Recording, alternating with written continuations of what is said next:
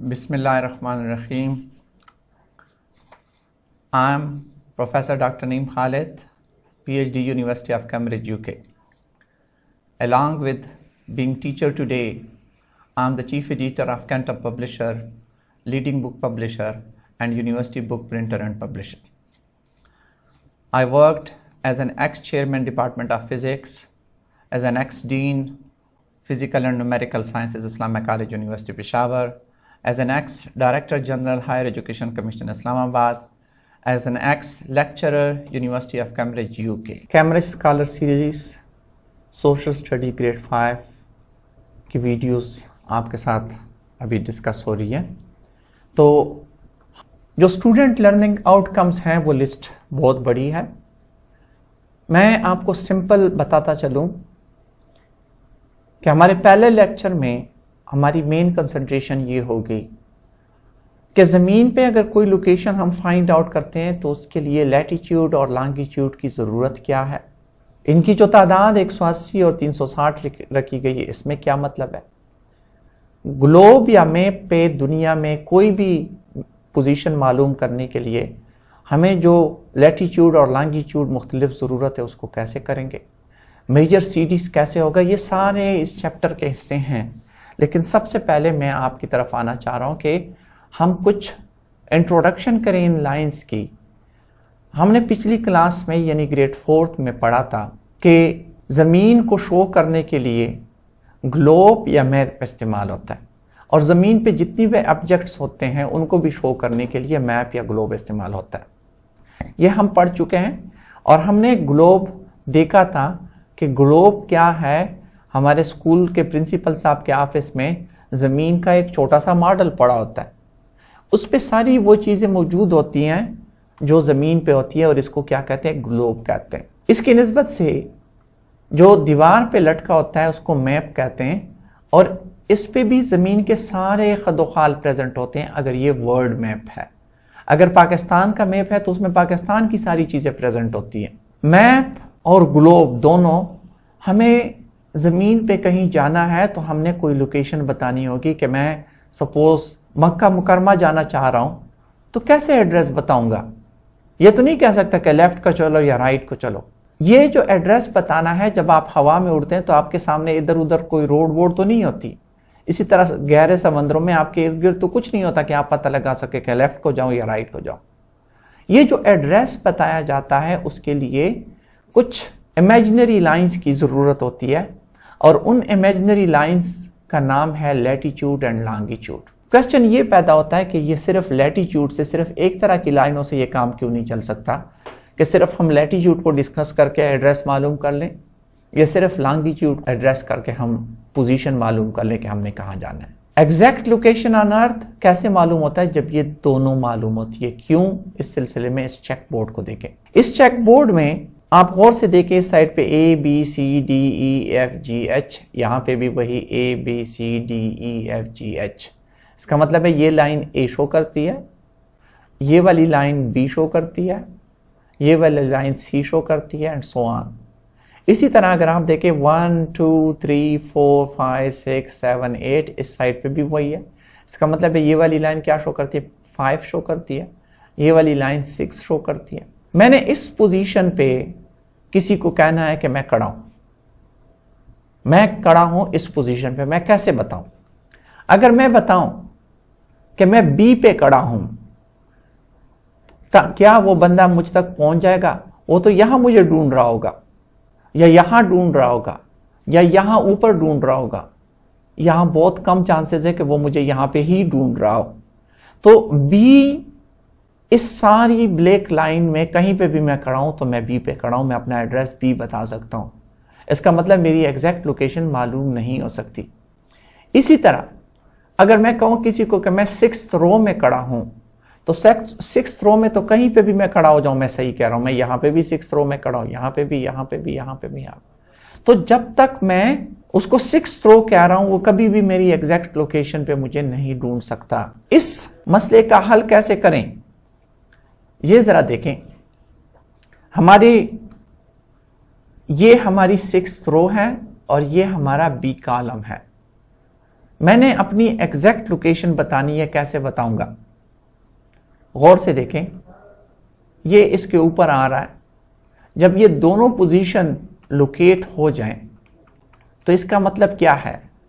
मैं 6th रो में भी हूं और मैं बी पे भी हूं।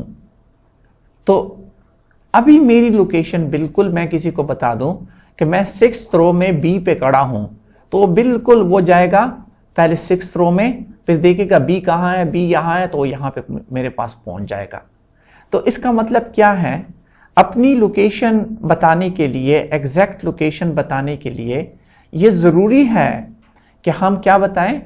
2 एड्रेसेस बताएं, 2 लाइन बताएं कि मैं 6 रो में हूं और बी कॉलम में खड़ा हूं, तो बंदा मुझ तक एग्जैक्टली पहुंच जाएगा।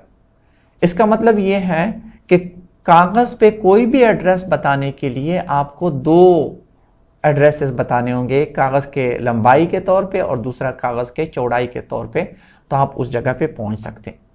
आते हैं ग्लोब की तरफ। ये आपका ग्लोब है, यानी जमीन है। हम चाहते हैं कि हम जमीन पे एग्जैक्ट पोजीशन किसी को बता सकें। अगर हमने लाइन, सिर्फ हॉरिजॉन्टल लाइन ये ड्रा की जो आपके सामने है, इस तरह की लाइंस हमने ड्रा की, और हम किसी को कह दें कि मैं 10 डिग्री पे खड़ा हूं, तो 10 डिग्री तो ये पोजीशन भी है, ये भी है, ये भी है, ये भी है, ये भी है, ये तो सारी दुनिया के इर्द गिर्द मुझे ढूंढता रहेगा, एग्जैक्ट लोकेशन में मालूम ही नहीं कर सकता। तो मेरा पॉइंट है कि सिर्फ अगर हम जमीन के इर्द गिर्द हॉरिजॉन्टल लाइंस ड्रा करेंगे कि पोजीशन मालूम कर सके, तो ये काम नहीं हो सकता, हमारी पोजीशन एग्जैक्ट मालूम नहीं हो सकती। इसी तरह अगर सिर्फ वर्टिकल लाइंस ड्रा कर दी जाए जमीन के इर्द गिर्द, और मैं कहूं मैं 10 डिग्री पे हूं, तो 10 डिग्री तो यहां से शुरू हो रही है, ये कहीं पे भी जमीन के मैं खड़ा हूं, तो मैं अपने आप को 10 डिग्री में कहूंगा। So my basic point is that सिर्फ वर्टिकल लाइंस भी काम नहीं कर सकती और हॉरिजॉन्टल लाइंस भी काम नहीं कर सकती। सिर्फ इन दोनों लाइनों का इकट्ठा होना जरूरी है। कैसे? आप जरा गौर से इसको देखें। ये मैंने नक्शे पे हॉरिजॉन्टल लाइंस ड्रा किए हैं और इस पे वर्टिकल लाइन ड्रा की है, और ये रेड स्पॉट जो कि इस्लामाबाद है, मैं इस्लामाबाद की पोजीशन बताना चाह रहा हूं, इस पे भी और इस पे भी। अगर यहां मैं इस्लामाबाद की पोजीशन बताऊं तो हो सकता है मैं कहूं मैं 2 पे हूं, तो 2 पे तो ये इलाका भी आ गया, अमेरिका का इलाका भी, फ्लोरिडा भी आ गया, यहां अफ्रीका का इलाका भी आता है, समंदर अटलांटिक ओशन भी आता है, जाके जापान का कुछ हिस्सा भी आएगा। तो ये तो मैं एग्जैक्ट लोकेशन नहीं बता रहा अगर मैं कहता हूं मैं 2 वाली हॉरिजॉन्टल लाइन पे हूं। इसी तरह अगर मैं कहूं मैं ई वाली वर्टिकल लाइन पे हूं, तो ई वाली वर्टिकल लाइन तो मुझे ऊपर नॉर्थ पोल की तरफ भी ले जा सकता है और साउथ पोल की तरफ भी ले जा सकता है, ऑस्ट्रेलिया के इर्द गिर्द भी ले जा सकता है। अगर हम चाहते हैं कि हम अपनी एग्जैक्ट पोजीशन बताएं तो कैसे बताएंगे? ये जरा गौर से देखें। इसी को आराम आराम से दोनों इकट्ठे लाएं। जब ये दोनों पॉइंट एक दूसरे के साथ कोइंसाइड कर जाएं तो ये क्या पोजीशन शो हो रही है? अब ये कौन सी पोजीशन है? अगर 2 में देखो, ठीक है 2 है और ई पे, वर्टिकल लाइन पे ई, हॉरिजॉन्टल लाइन पे 2। अब अगर मैं कह दूं मैं 2E पे हूं तो बिल्कुल इस्लामाबाद पे हम पहुंच जाएंगे। तो मेरा मतलब यह है कि जिस तरह चेक बोर्ड पे आपको हॉरिजॉन्टल और वर्टिकल लाइन चाहिए थी, इस तरह दुनिया में भी आपको हॉरिजॉन्टल और वर्टिकल लाइन से ही एग्जैक्ट लोकेशन पे आप पहुंच सकते। इन लाइंस को, ये जो हॉरिजॉन्टल लाइन है और वर्टिकल लाइन है, इसी को लोग डिस्कस करते हैं और इन्हीं का नाम लॉन्गिट्यूड और लैटिट्यूड है। आते हैं इनकी फर्दर डिस्क्रिप्शन पे। ये हमारी वही जमीन है। ये ऊपर वाले को जगह को क्या कहते हैं? नॉर्थ पोल कहते हैं, और नीचे वाले कोने को जमीन का क्या कहते हैं? साउथ पोल कहते हैं। अगर मैं जमीन के इर्द गिर्द एक लाइन खींचूं और मैं ये कोशिश करूं कि मैं हर वक्त नॉर्थ पोल से और साउथ पोल से बराबर फासले पे हो, जितना मेरा फासला नॉर्थ पोल से हो उतना ही मेरा फासला साउथ पोल से हो, और मैं इस लाइन पे जाना शुरू कर दूं, तो इस लाइन को लोग क्या कहते हैं? This is called equator. अगर आप यहां जाते हैं, इस रास्ते जाते हैं, तो आप नॉर्थ पोल के नजदीक जा रहे हैं और साउथ पोल से दूर जा रहे हैं, तो ये इक्वेटर नहीं है। Equator is the line which is drawn when across the earth at an equidistance, यानी बराबर फासले में from north pole to south pole. इसको लोग क्या कहते हैं, ज्योग्राफर इसको इक्वेटर की लाइन कहते हैं। This is an equator line.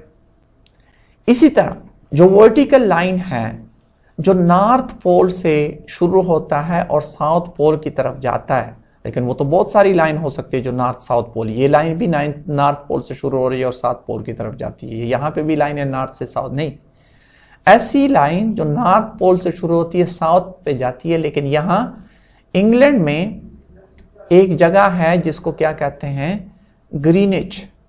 Greenwich line से गुजरता है, इस वजह से लोग कहते हैं क्या, GMT, Greenwich mean time. England में ये ग्रीनिच से जो लाइन गुजरती है और नॉर्थ पोल से शुरू होती है और साउथ पोल तक पहुंचती है, इस लाइन को लोग क्या कहते हैं, प्राइम मेरिडियन। तो ये दो किस्म की लाइंस हुई, एक लाइन हुई जो इक्वेटर जा रही है और दूसरी प्राइम मेरिडियन। अब इसी इक्वेटर और प्राइम मेरिडियन के साथ हमने सोचना है, और भी हमने लाइनें ड्रा करनी है, लेकिन जो भी लाइन हम इक्वेटर के पैरेलल ड्रा करते हैं उसको पैरेलल्स कहते हैं। पैरेलल्स, ये लाइन पैरेलल कहलाती है, ये लाइन पैरेलल कहलाती है, ये लाइन पैरेलल्स। ये सारे जो जितनी भी लाइनें हम इक्वेटर के साथ पैरेलल खींचते हैं वो पैरेलल्स कहलाते हैं। पैरेलल्स हमेशा उनका जो फासला है वो बराबर होता है।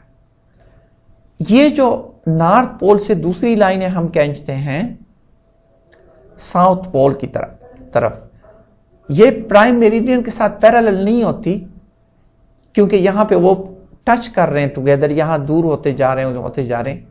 लेकिन अगर आप नॉर्थ पोल से साउथ पोल की तरफ लाइन खींचते हैं जो ग्रीनिच से गुजरती है उसको तो प्राइम मेरिडियन कहते हैं। ये बाकी लाइनें क्या कहलाती है, मेरिडियंस कहलाती है। तो हमारे पास दो किस्म की लाइनें हो गई, एक पैरेलल्स हो गई और एक मेरिडियंस हो गई। तो हम आराम से इस लोकेशन को बता सकते हैं कि पैरेलल्स की निस्बत से ये कहां पे है और मेरिडियन की निस्बत से ये कहां पे है, तो हम लोकेशन फाइंड आउट कर सकते हैं। जरा थोड़ा सा और इसी हमारे ग्लोब के मुतालिक हम डिस्कस करना चाह रहे हैं कि अगर आप इक्वेटर पे कट लगा लें, इक्वेटर पे जिस तरह खरबूजे को दरमियान से यूं काट ले, इक्वेटर के पॉइंट पे काट लें, तो आपके पास जो ऊपर वाला हिस्सा है, ये जगह क्या है, ये नॉर्थ पोल कहलाती है, ये नॉर्थ पोल है।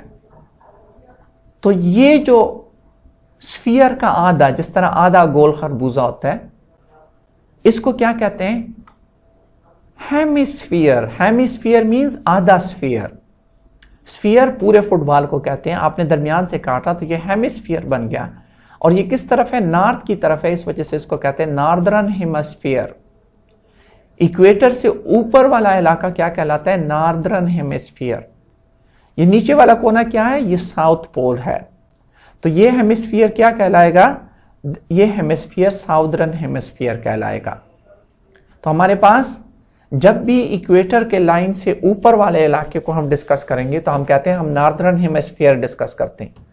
आप खुद देखें पाकिस्तान कहां पे, यहां पे है, तो हम किस हेमिस्फीयर में हैं, हम नॉर्दर्न हेमिस्फीयर में हैं कि साउदर्न हेमिस्फीयर में हैं। आपको अंदाजा होना चाहिए कि हम नॉर्दर्न हेमिस्फीयर में हैं।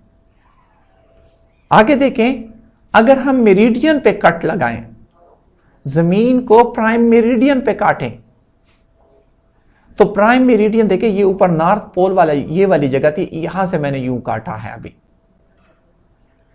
ये कट प्राइम मेरिडियन पे हम लगाते हैं, तो जो वेस्ट की तरफ इलाका है वो क्या कहलाता है, वेस्टर्न हेमिस्फीयर कहलाता है, और जो ईस्ट की तरफ इलाका है वो क्या कहलाता है, ईस्टर्न हेमिस्फीयर कहलाता है।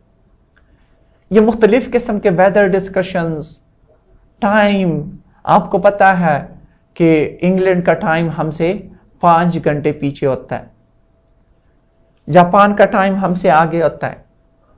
ये टाइम आगे पीछे ये दिन रात का होना, ये मौसम के ऑस्ट्रेलिया में अभी इस वक्त अगर हमारे पास गर्मी है तो ऑस्ट्रेलिया में इस वक्त सर्दी है, ये सारी चीजें हम इसी चैप्टर में एक्सप्लेन करेंगे और हम बार बार ये टर्मिनोलॉजीज एक्सप्लेन करेंगे, कहेंगे northern hemisphere, southern hemisphere, western hemisphere, eastern hemisphere, ये चीजें आपके जहन में होनी चाहिए।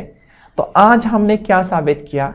हमने ये साबित किया कि किसी सूरत भी हम कोई भी लोकेशन मालूम नहीं कर सकते एग्जैक्टली जब तक हम जमीन पे दो किस्म की लाइनें ना खींच लें, एक इक्वेटर के साथ पैरेलल जिसको पैरेलल्स कहते हैं, और दूसरी प्राइम मेरिडियन के साथ नॉर्थ से साउथ पोल की तरफ जिसको मेरिडियंस कहते हैं।